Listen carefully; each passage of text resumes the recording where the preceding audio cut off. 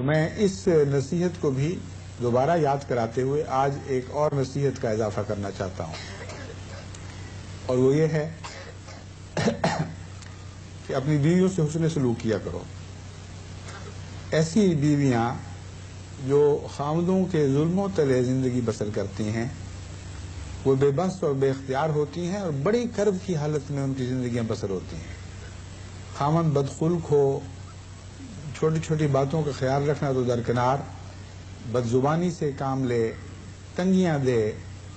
تانے دے، اور اس بے غریب کے ماں باپ کو بھی تکلیف دے، آزار دے، پورا آزار باتیں کر کے اس کے دل کو چھلنی کر دے، ایسا خاوند اپنی بیوی کے لیے مسلسل عذاب کا موجب بنا رہتا ہے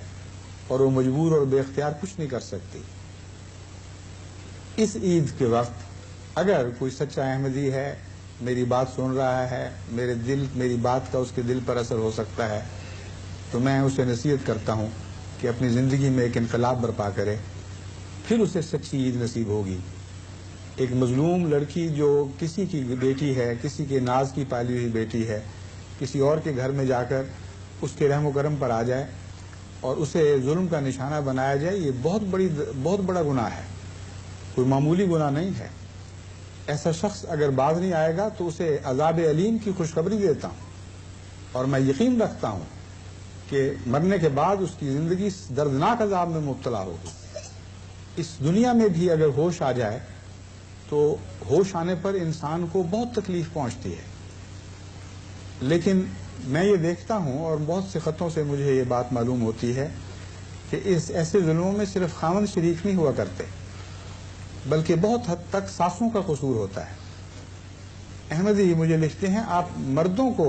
کوستے رہتے ہیں، یا کوسنے کا لفظ تو زیادہ سخت ہے، ان کو ڈانٹتے ہیں، نصیحتیں کرتے ہیں، عورتوں کا خیال نہیں کہ وہ بھی زیادتیاں کرتی ہیں۔ عورتیں کرتی ہوں گی، کرتی بھی ہیں، جیسا کہ رسول اللہ صلی اللہ علیہ وسلم نے فرمایا ناشکریاں بھی کرتی ہیں، لیکن ناشکری کے نتیجے میں حضرت صلی اللہ علیہ وآلہ وسلم کا کیا طریق تھا اس کو دیکھو۔ آپ فرماتے ہیں خیرکم خیرکم لأہلہ وانا خیرکم لأہلہ، تم میں سے بہترین شخص وہ ہے خدا کے نزدیک جو اپنے اہل کے لیے بہترین ہو، اور میں نمونہ ہوں بہترین ہونے کا، اہل کے لیے سب سے اچھا میں ہوں۔ حضرت صلی اللہ علیہ وآلہ وسلم نے تو کبھی کسی ناشکری کے نتیجے میں بدخلقی کا مظاہرہ نہیں کیا، بڑے پیار اور محبت کے ساتھ بات سمجھایا کرتے تھے، دعائیں کیا کرتے تھے، اور اس کے نتیجے میں وہ خواتین مبارکہ جو پہلے ہی مقدس تھیں اور خدا کے نزدیک سعادت یافتہ تھیں، وہ کندن بن کر آپ کی صحبت میں چمکی، اور عظیم الشان نمونہ ہمیشہ کے لیے آنے والی خواتین کے لیے چھوڑ گئیں۔ ان کی ناشکریاں شکر میں تبدیل ہو گئیں، ان کو دن بدن یہ احساس بڑھتا چلا گیا کہ اس سے بڑی کوئی خوش نصیبی نہیں ہو سکتی کہ ہم حضرت اقدس محمد مصطفیٰ صلی اللہ علیہ وآلہ وسلم کے اخذ میں آئی ہیں۔ بس حضرت کے نمونے کو دیکھیں اور اس سے فیض پائیں۔ اگر ایسا نہیں کریں گے تو میں یقین دلاتا ہوں کہ اس سے آپ کو بہت تکلیف پہنچنے والی ہے۔ وہ خواتین جو صرف خاوند کے ظلم کا نشانہ نہ بنیں بلکہ ساس اور نندوں کے ظلم کا بھی نشانہ بنیں، ان کی عجیب کیفیت ہوتی ہے۔ خوشیوں کے موقع پر بھی ان کو نہیں چھوڑا جاتا، ایسے موقع پر بھی تان دیے جاتے ہیں جن میں ان کا کوئی قصور نہیں۔ ایک لڑکی نے مجھے خط لکھا کہ خدا کے لیے میری دعا کریں، مجھے خدا ایک بیٹا دے دے، 4 بیٹیاں ہیں اور ہر بیٹی کے وقت عذاب میں مبتلا ہو جاتی، ساس تانے دیتی ہے، نندیں تانے دیتی ہیں، خاوند کہتا ہے کیا جھوٹ جیسی چیز تم ہمارے گھر آ گئی ہو، کیا نحوستیں لے کے آئی ہو، ہماری نسل برباد کر دی، کوئی بیٹا نہیں پیدا ہوا۔ اور یہ نحوستیں جو ہیں یہ وہ ساسیں ہیں، ان کو نحوست سمجھتی ہیں اور نحوست کی تعلیم دے رہی ہوتی ہیں اپنے بچوں کو، تو کیا وہ خود عورت نہیں ہے؟ کیا وہ خود نحوست کا نشان نہیں ہے؟ ایسی ذلیل اور کمینی حرکتیں اگر احمدی معاشرے میں پائی جائیں تو ہم دنیا کو تعلیم دینے کے اہل نہیں ہیں۔ آج مغرب کا معاشرہ عورت کی عزت اور وقار کی بلندی کی باتیں کر رہا ہے، اور اسلام کو اس بات میں تانا دے رہا ہے کہ اسلام میں عورت کا مقام نہیں. آپ لاکھ تعلیم دیں، اگر معاشرے میں واقعتاً عورت کے لیے عزت اور احترام کا مقام پیدا نہیں کریں گے تو آپ اس لائق نہیں ٹھہریں گے کہ اسلام کا پیغام کامیابی کے ساتھ غیر قوموں کو دے سکے. اور عورت کے ساتھ آپ کا حسن سلوک وہ بہترین معاشرہ پیدا کرے گا جو یہاں موجود نہیں ہے. مغربی قوموں میں عورت کی آزادی کی باتیں ہیں، عورت کی عزت کی باتیں ہیں، اس کے حقوق کی باتیں ہیں، لیکن عورت کے ساتھ جس طرح کھیلا جا رہا ہے، جس طرح عورت کو ایک کھلونا بنایا جا رہا ہے، اور جو کھلونا جب بیکار ہوا وہ بیکار ٹوٹی ہوئی چیز کی طرح ایک طرف پھینک دیا جاتا ہے، اس کے نتیجے میں ان کے خاندانوں میں بڑے دکھ ہیں. نام کی باتیں ہیں آزادی کی، لیکن حقیقت میں عورتیں بڑی مصیبتوں میں مبتلا ہیں. شراب کے نتیجے میں ہی عورتوں پہ جو ظلم ہوتے ہیں وہ ان کی کہانیاں ان گنت ہیں اور بہت ہی بڑے دردناک واقعات اس سے رونما ہوتے ہیں. اس لیے میں یہ نہیں کہتا کہ یہ معاشرہ بہت اچھا ہے، مگر جو اچھی باتیں ان میں ہیں وہ لازماً اچھی ہیں. عورت کے وقار کی باتیں کرتے ہیں تو باتیں بہرحال اچھی ہیں، خواہ عمل ویسا ہو یا نہ ہو.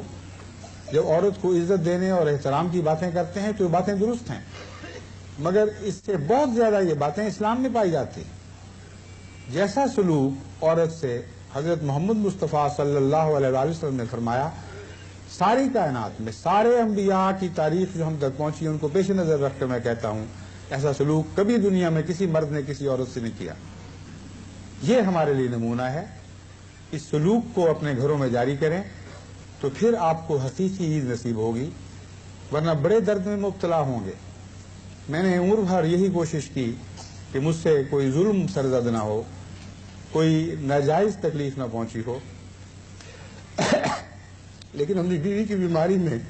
فلم کی طرح ساری زندگی کے ایسے واقعات میری آنکھوں کے سامنے آتے رہے جنہیں میں سمجھتا ہوں کہ دانستہ یا نادانستہ، جائز یا ناجائز طور پر میں ان کے لیے دکھ کا موجب رہا. بے اختیار بار بار استغفار کرتا رہا. میرے لیے مشکل یہ تھی کہ میں ان سے معافی نہیں مانگ سکتا تھا، کیونکہ مجھے ڈر تھا کہ اس سے وہ سمجھیں گی کہ میرا وقت قریب آ گیا ہے. عام طور پر وقت قریب آنے پر معافیاں مانگی جاتی ہیں، اس لیے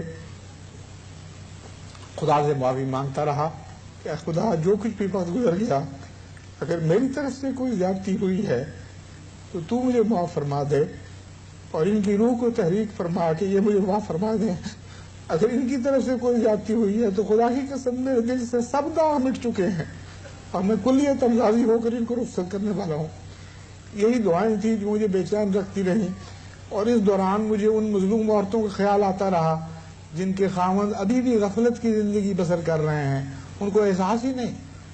کہ وہ کس حالت میں اپنی عورتوں سے سلوک کرتے ہیں. اور میں نے سوچا کہ میں اس عید کے تحفے کے طور پر یہ نصیحت ضرور احمدیوں کو کروں گا کہ خدا کے لیے اپنے معاشرے کو جنت نشان معاشرہ بنائیں. سچی عید تبھی ہوگی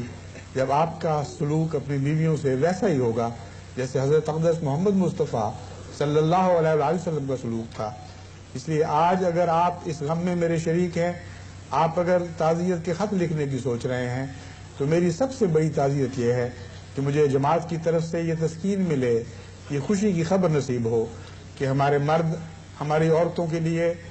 نرم گوشے اختیار کر چکے ہیں، اپنے گھروں کو جنت بنانے کا تہیہ کیے ہوئے ہیں، ان کی غلطیوں سے عفو اور درگزر کرنے والے ہیں، ان کو سچے شکر کی پیار اور محبت سے تلقین کرنے والے ہیں،